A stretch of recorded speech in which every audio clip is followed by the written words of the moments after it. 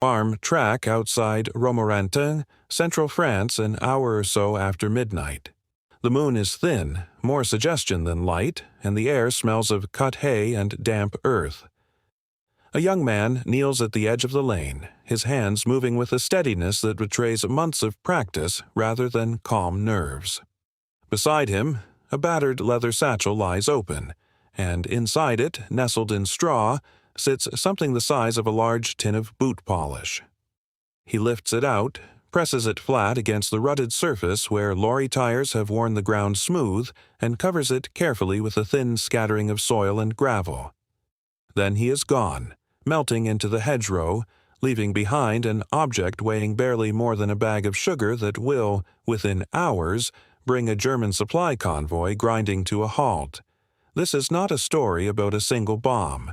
It is the story of a weapon so small that a man could carry half a dozen in a shopping bag, and so effective that it forced an occupying army to treat every meter of French, Yugoslav, and Greek roadway as potentially lethal ground. Roads that should have meant safety, speed, and the comfort of distance from the front line instead became corridors of dread. That transformation, from open road to open question, is what this story is about. By 1940, Britain found itself in a position with no obvious precedent. An army had been pushed off the continent at Dunkirk, leaving behind tanks, artillery, and ammunition. The nation that remained had factories, a navy, and a great deal of defiance, but precious little in the way of heavy weaponry it could spare for the people now living under occupation across Europe. And yet those people, in France, Norway, Yugoslavia, Greece, and beyond, represented something Britain could not manufacture, a population already in place, already moving among the enemy, already positioned to do damage no bomber crew or commando raid could match. The problem was supply. How do you arm a farmer, a school teacher, or a railway clerk to fight a mechanized army, when anything you give them has to fit under a coat, survive a parachute drop into a moonlit field, and not draw suspicion if discovered in a barn? Conventional anti-tank weapons were useless for this purpose. The standard British anti-tank mine of the period weighed several kilograms, required digging, and needed specialist handling to avoid killing the person laying it. None of that suited a resistance fighter who might have 90 seconds in the dark before a German patrol came round the bend. Existing demolition charges, meanwhile, were designed by engineers for engineers, full of switches and timers that assumed proper training and proper time. The people Britain needed to arm had neither. What was required was something almost absurdly simple: a weapon that an ordinary civilian, given perhaps a single afternoon's instruction, could place on a road in under a minute and trust to work without them needing to understand why. There was a further difficulty, one of arithmetic rather than engineering. Even if such a device existed, it had to be small enough that an aircraft could drop dozens, then hundreds, then eventually thousands of them into the same field without filling an entire bomber's bomb bay. Every kilogram saved in the weapon's weight was a kilogram available for radios, ammunition, or another weapon entirely.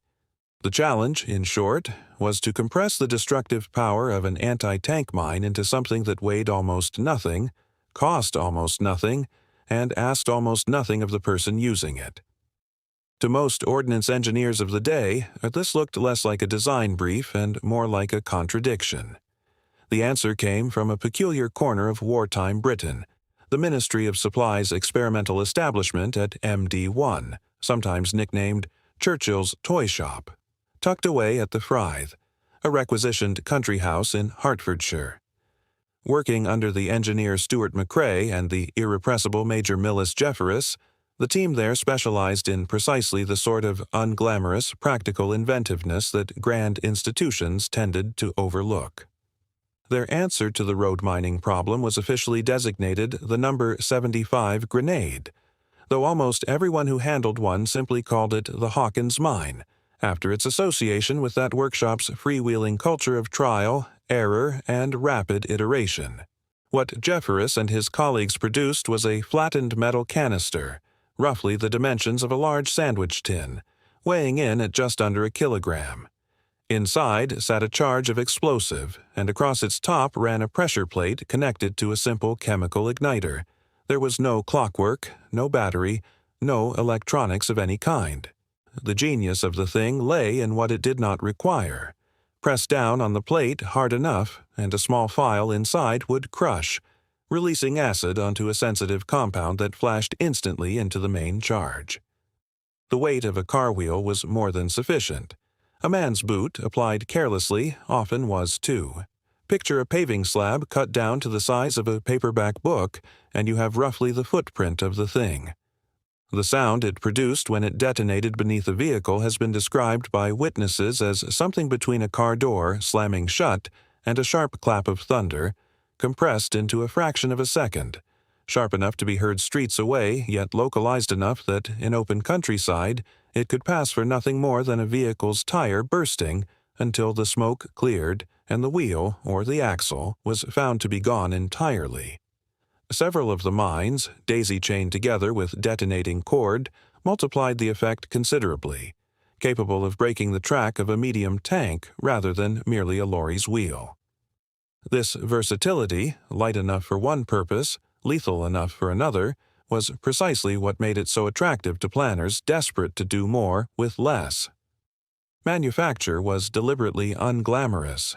Simple pressed steel components and a straightforward explosive fill meant the mine could be turned out in significant numbers without diverting scarce machine tool capacity from aircraft or shipping production.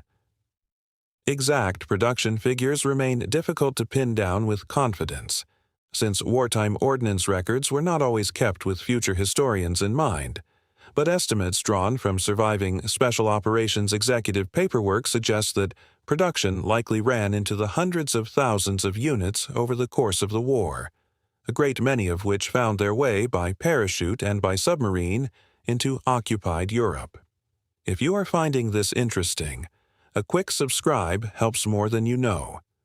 The mine's true effectiveness, however, lay not in any single explosion but in the psychological shadow it cast over every road in occupied territory.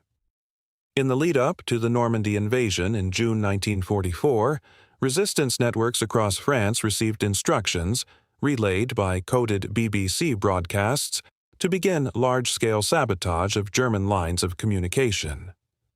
Hawkins mines, supplied in their thousands through SOE airdrops, were laid on rural roads throughout Brittany, the Dordogne, and the approaches to Normandy itself, often in combination with felled trees or damaged bridges to funnel traffic into ambush points where the mines waited. German after-action reports from this period, where they survive, complain repeatedly of convoys delayed, vehicles disabled, and the maddening unpredictability of routes that had been clear the previous day.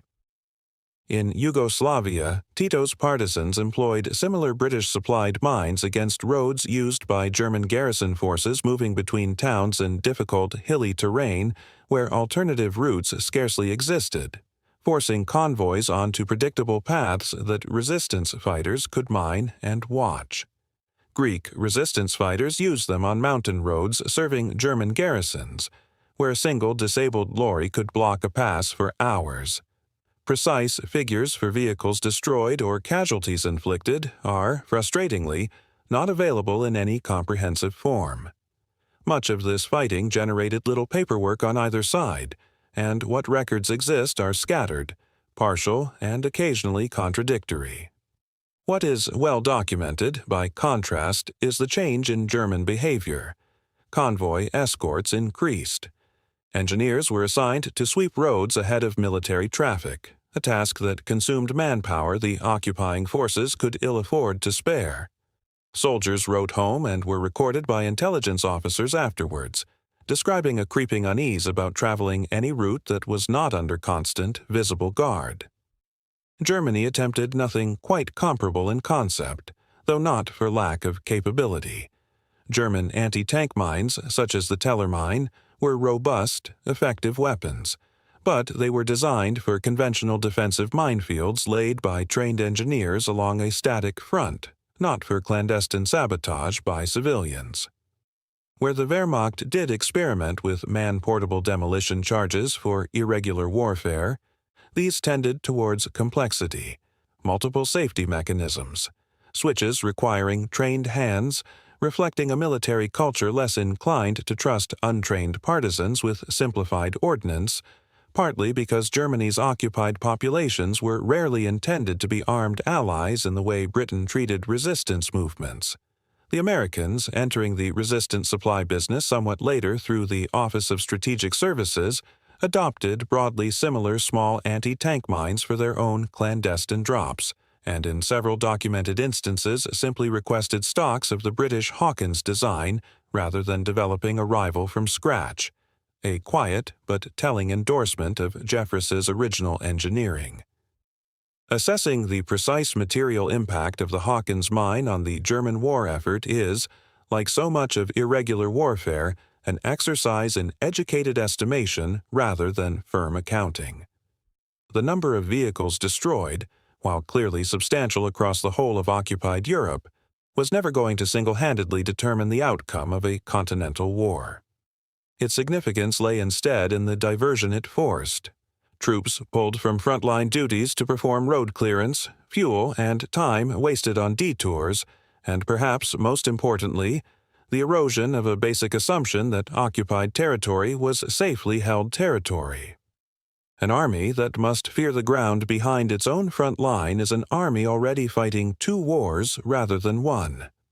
Surviving examples of the No. 75 grenade can today be found in several collections, including the Imperial War Museum in London, where its modest, unremarkable appearance, easily mistaken for a tin of paint, continues to surprise visitors expecting something more obviously fearsome.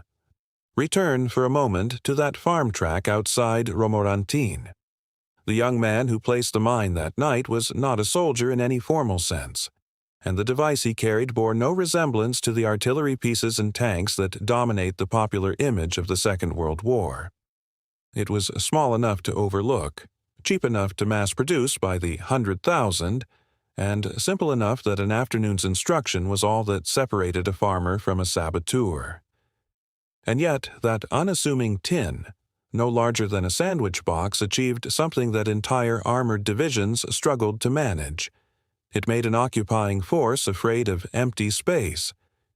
There is a particular kind of fear that comes not from visible danger but from its absence, the dread of a quiet road, a still field, a lane with no sign of life anywhere along it. The Hawkins mine manufactured that fear deliberately and distributed it, by parachute, across an entire continent. German soldiers who had marched through France in 1940 without serious resistance found themselves, 4 years later, eyeing every rut and pothole with suspicion. Convoys that had once rolled confidently along rural routes now crawled forward behind engineers sweeping the verges. The road, that oldest symbol of military control and freedom of movement, had been quietly turned against the very army that controlled it. It did not win the war alone. No single weapon ever does. But in workshops at a requisitioned country house in Hertfordshire, a handful of engineers solved a problem that had seemed almost philosophically impossible: how to arm the unarmed, how to threaten an empire with little more than tin, acid, and explosive, and how to make a tank-busting weapon light enough to fit in a poacher's pocket. They built something small enough to be forgotten and powerful enough to be feared. That, in the end, is the quiet, unglamorous legacy of the No. 75 grenade. Proof that the most effective weapon is sometimes not the loudest or the largest, but the one that makes an entire army afraid of the road ahead.